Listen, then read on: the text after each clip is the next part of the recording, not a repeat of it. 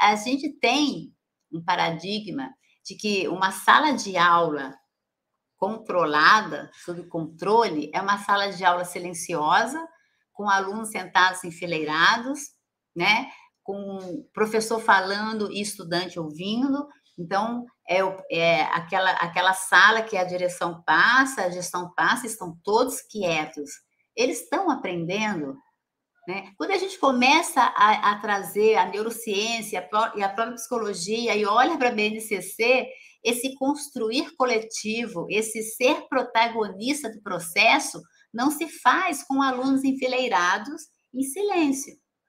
Há uma necessidade de diálogo, há uma necessidade de conversa. O que acontece, o que a gente precisa trabalhar é como esse estudante vai regular o tom de voz, a altura da voz, a hora dessa conversa, porque eles precisam aprender a fazer isso fazendo, né? Então, se a criança vem ela vem com isso sendo estimulada na educação infantil, mas depois ela chega no primeiro ano do Fundamental 1, e em muitas escolas, é lógico que não são em todas, mas na grande maioria, isso muda para uma sala organizada a partir de fileiras, onde o professor está lá passando o conteúdo, a informação, e os estudantes copiando, desenvolvendo as suas atividades no livro, no caderno. Então, começa a mudar, começa a ter um total controle sobre o corpo dessa criança, sobre como ela anda, como ela fala, como ela se desloca pela escola, e a cada ano ela vai perdendo autonomia. Aí, quando chega lá no segundo segmento, né, no sexto ano, tem vários professores, né? A cada aula troca o professor, e cada vez que um professor sai da sala, os alunos saem também. Os alunos começam a rodar pela escola, os alunos começam a fazer brincadeira, a jogar papel, a não ter respeito pelo professor. Os professores do segundo segmento reclamam muito com a questão da indisciplina. Por quê? Né? Porque eles não aprenderam a gestar o próprio corpo, eles não aprenderam a fazer a gestão do próprio espaço, né? A gente precisa trazer isso para o Fundamental 1, para que essas crianças possam aprender a organizar o espaço, a fazer a gestão do seu corpo, a reconhecer a autoridade do professor, e a gente já falou sobre isso, sem que o professor tenha autoritarismo, sem que o professor seja uma pessoa que só saiba falar gritando, né?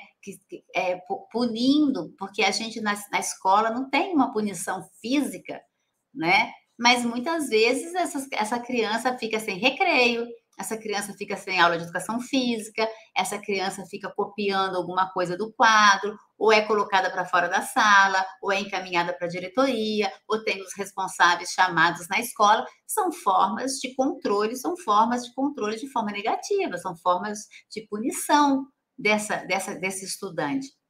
Então, a gente precisa buscar novas ferramentas para que a gente possa, sim, trabalhar com isso.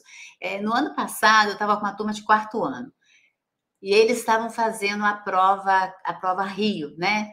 Eles iam fazer essa prova Rio e vem pessoas para aplicar a prova. Então, eu conversei com eles, né? A gente já estava fazendo esse processo deles fazerem vários simulados, com outros professores aplicando.